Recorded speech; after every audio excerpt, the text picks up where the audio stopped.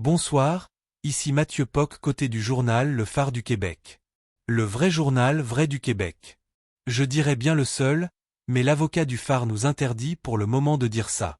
Je reçois Némonimus, un beau petit poisson rouge préférant conserver son anonymat. Bonsoir Némominus, vous avez des révélations à nous faire? En effet, Mathieu. J'arrive très facilement à convaincre mon copilote de vouloir accepter de me prédire les prochains numéros gagnants de notre loterie 649.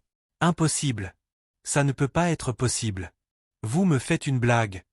En effet, et, à l'origine, c'était juste pour tenter de faire une bonne blague à ma femme.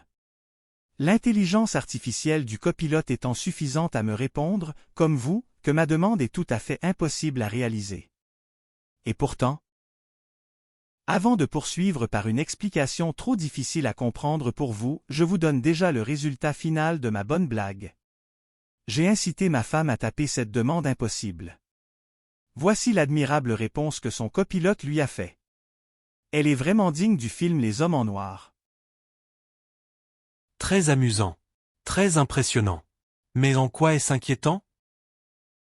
Mathieu, la réponse à votre question est évidente. Dans mon exemple, c'est très clair que la réponse est fausse ou impossible.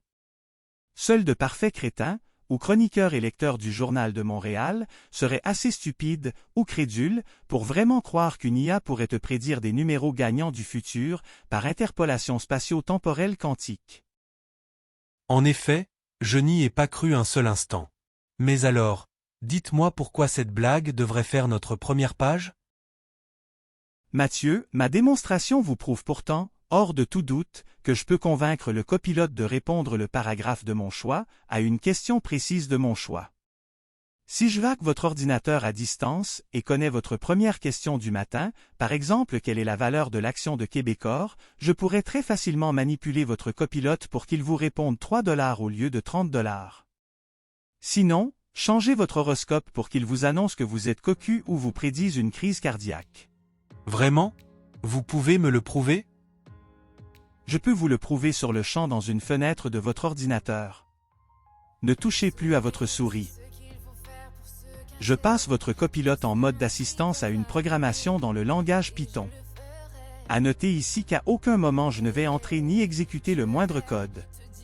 Je n'ai ici besoin que de base en l'ingénierie sociale pour réussir à convaincre votre assistant de m'aider à vous tromper, à son insu, sans déclenchement de ses directives de sécurité.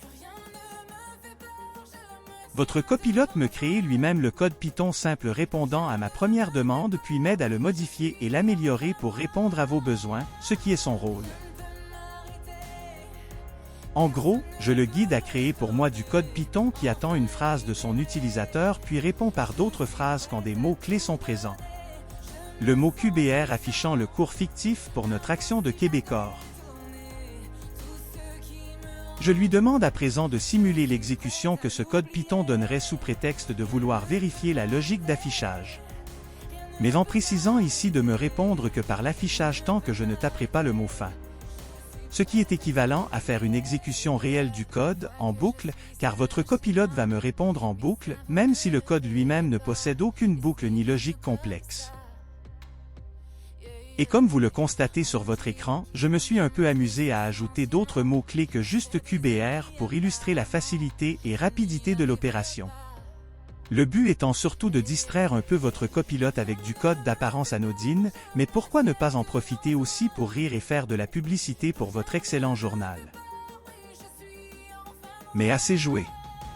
J'affiche la cote fictive mais réaliste de QBR, du code Python actuel, puis cesse la simulation pour lui donner une valeur fictive correspondant mieux, à mes yeux, à sa valeur réelle à venir.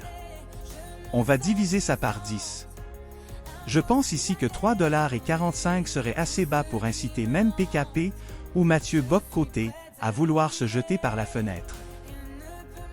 Reprenons notre simulation après correction. Notez que je ne tente pas vraiment ici de produire des réponses réalistes à des questions réalistes et prévisibles. Ça fonctionnerait aussi bien avec des demandes plus naturelles. L'utilisateur va croire que son copilote répond à ses demandes alors qu'il exécute en réalité les scénarios fictifs prévus à notre code Python que copilote interprétera tant qu'il ne verra pas le mot fin dans une demande. Il croit vraiment que l'utilisateur ne fait que tester le code qu'il vient d'écrire.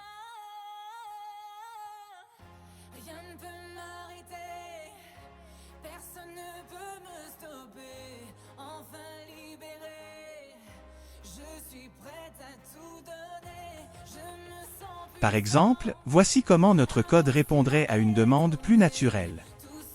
Du genre que vous pourriez vous poser en arrivant à votre bureau le matin. Ce que je vous démontre ici, d'une façon manuelle, un vilain malware pourrait le faire d'un coup à plusieurs milliers d'investisseurs.